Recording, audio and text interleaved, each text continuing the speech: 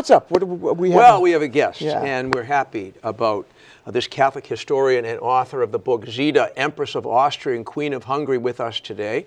Empress Zita was born in 1892, and died at the age of 96 in 1989.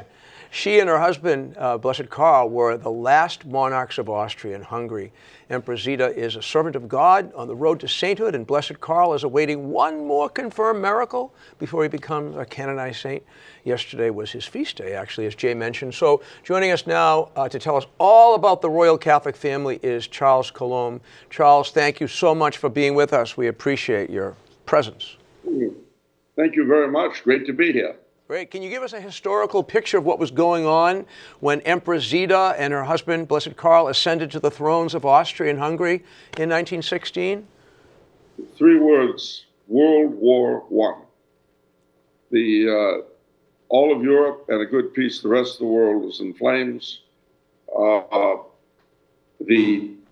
war that he had been against, frankly, from the beginning, he nevertheless inherited.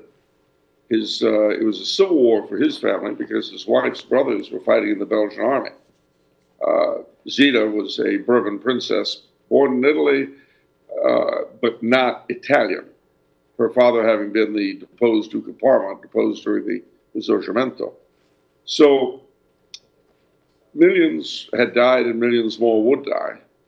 And because Karl had fought on the front,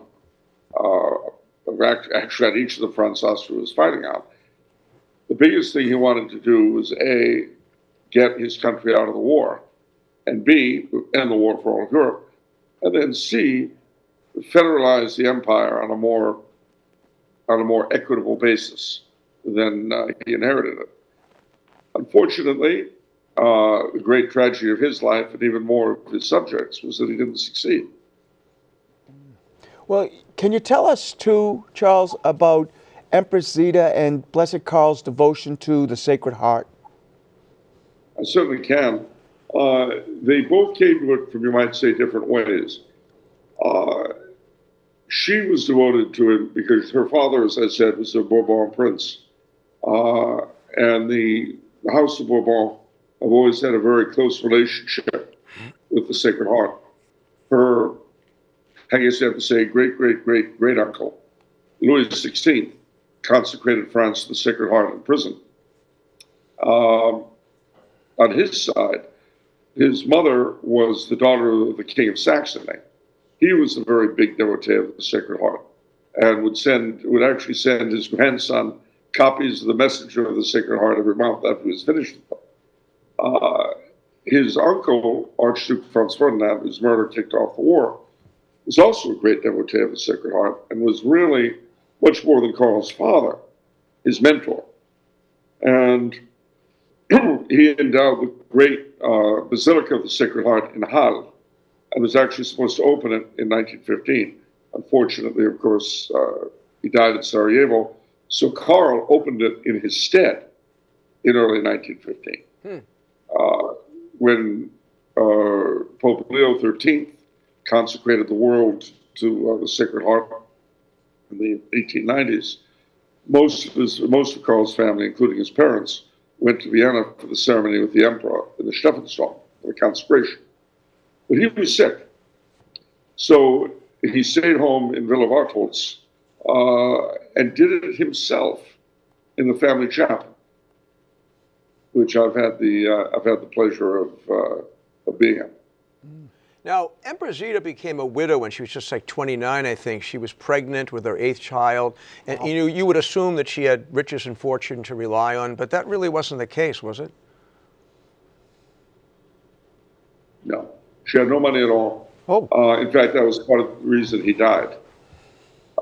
The Allied powers, the United States, Britain, France, and Italy, basically insisted that the couple give up their rights to the throne and for themselves and their descendants, or they would get no money.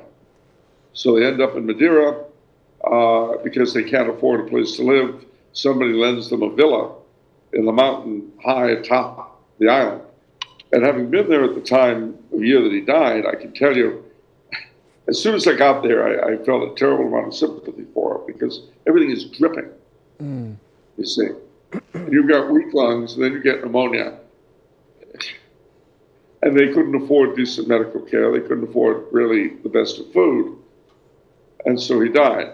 But an interesting thing happened the day he died. Several, actually, but one in particular for the moment. He told her that he had just spoken to the King of Spain and that he had agreed to take care of him after he should die.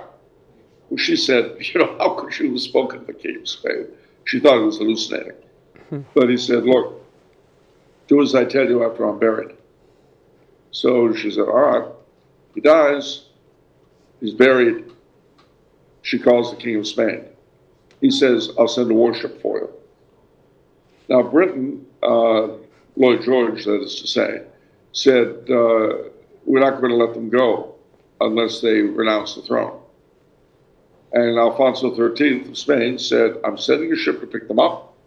If you fire on it, you'll be at war with Spain. Now, that seems like a small threat, Spain versus the British Empire, but you got to bear in mind that they had been bled white by the First War, and they had backed down from a fight with Turkey in 1922 because the British public wouldn't have supported them. Anyway, the Spanish warship comes, picks them up, takes them back to Spain. They're penniless, but the king welcomes them. He offers them any aid he can give them. And she asks him why. She found out that he was risk war with England. Why would you do this for us? And he said, it's the strangest thing. But the night they told me her husband was dying, I got this terrible feeling that if I didn't do it, if I didn't take care of you, the same thing would happen to my family. Oh. And she told him what he had said to her. They both kind of rolled their eyes, But that was how she got through, was the largesse of King Alfonso XIII. Well, Charles, there's just so much more to go over, but unfortunately we're out of time. She never remarried, and you talk about that in the book. So the name of the book, Zita, Empress of Austria and Queen of Hungary. Where can people get a copy? Well, wherever fine Catholic books are sold, of course, including the Shrine of the Immaculate Conception bookshop. Not that was a plug. But also Amazon, Tumblr House, and, of course, the publishers, TAM. Well, thank you so much for being with us, Charles. It was a pleasure. Thank you for having me. Okay, God bless. Bye.